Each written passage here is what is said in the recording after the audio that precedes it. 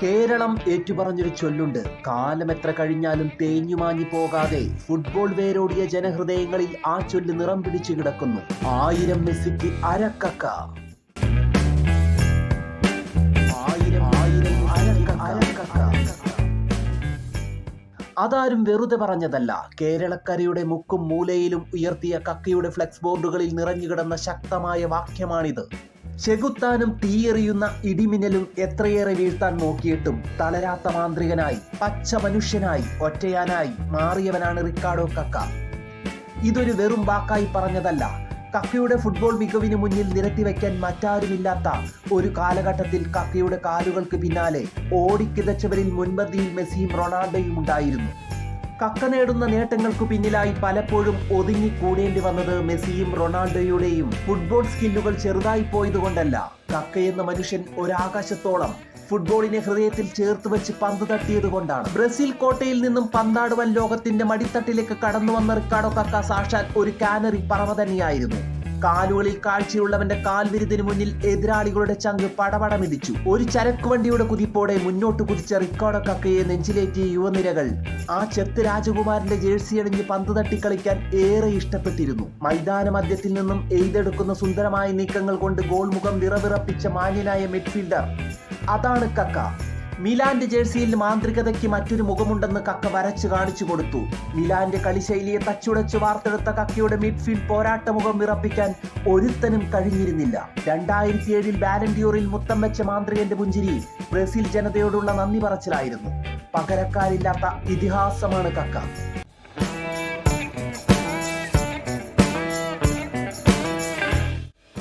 Brazil താരങ്ങളുടെ മുഴുവനായുള്ള list എടുത്താൽ അതിൽ തിളങ്ങിക്കിടക്കുന്ന മാന്ത്രികനാണ് കക്ക.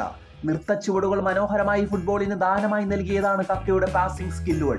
ആമസോൺ കാടുകൾ കടന്ന് ലോക ഫുട്ബോൾ ഭരിച്ച മിടുമിടുക്കനായ ബ്രസീലുകാരൻ മുന്നേറിയപ്പോൾ അന്ന് കുട്ടിക്കാലത്ത് സ്വന്തം അനിയനിൽ നിന്നും ആദ്യമായി വിളിച്ചു കേട്ട കക്ക എന്ന 2 അക്ഷര പേര് ലോകം ഹൃദയത്തിൽ പതിപ്പിച്ചിരുന്നു.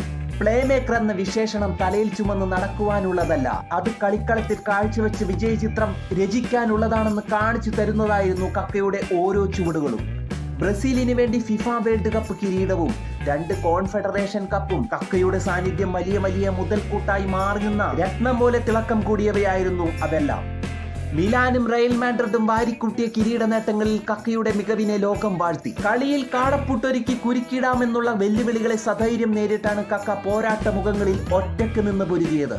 2006 അർജന്റീനക്കെതിരെ നടന്ന വാശിയേറിയ മത്സരത്തിൽ ബ്രസീലിന്റെ ബോക്സിൽ നിന്നും കിട്ടിയ പന്തുമായി തല്ലിപ്പതിഞ്ഞ് അട്ടഹസിക്കുന്ന കടലിലൂടെ കാറ്റിലാടി ഉലയാത്ത പായ്ക്കപ്പൽ പോലെ കക്ക മുന്നോട്ട് കുതികുതിച്ചു.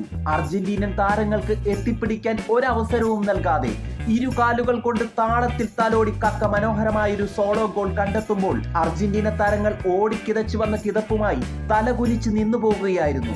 അന്ന് 19-ാം നമ്പർ ജേഴ്സിയിൽ കൈകൾ ഉയർത്തി ആഹ്ലാദത്തോടെ ജനങ്ങളെ നോക്കി പുഞ്ചിരിച്ച കക്ക ഒരു അസാമാന്യ സൂപ്പർ പവർ ഫുട്ബോളർ തന്നെയാണ്. തീരാവേദനയുടെ നടുവിലും കക്ക മനോഹരമായി പന്ത് തട്ടുകയായിരുന്നു. പലപ്പോഴും വില്ലനായി പരിക്ക് കക്കയെ കളിക്കളത്തിൽ തളച്ചിട്ടിരുന്നു. ഒടുവിൽ നീണ്ട 16 വർഷത്തെ ഫുട്ബോൾ കരിയറിന് വിരാമമിട്ട് കക്ക എന്ന രാജകുമാരൻ മനോഹരമായ പുഞ്ചിരിയോടെ ഫുട്ബോളിന് നന്ദി പറഞ്ഞ് കളമൊഴിഞ്ഞു. പെട്ടെന്നുള്ള തീരുമാനങ്ങൾ, അസാമാന്യ മെയ്വഴക്കം. കക്ക എന്ന രാജകുമാരൻ എനിക്ക് പ്രിയപ്പെട്ടവനാണ്. കാലമേ കനക കിരീടങ്ങൾ നൽകി മുന്നോട്ടോടിയ കളിക്കളത്തിൽ കാൽക്കരുത്തിന്റെ കമനീയമായ പ്രകാശജ്വാലയെ, വിസ്മയങ്ങൾ ആവാഹിച്ച ആ മനുഷ്യനെ ഞങ്ങളുടെ പ്രിയങ്കരനായി മാറ്റിയതിന് നന്ദിയെന്ന് കക്കയെ സ്നേഹിക്കുന്നവർ മനം നിറഞ്ഞു പറയുന്നു.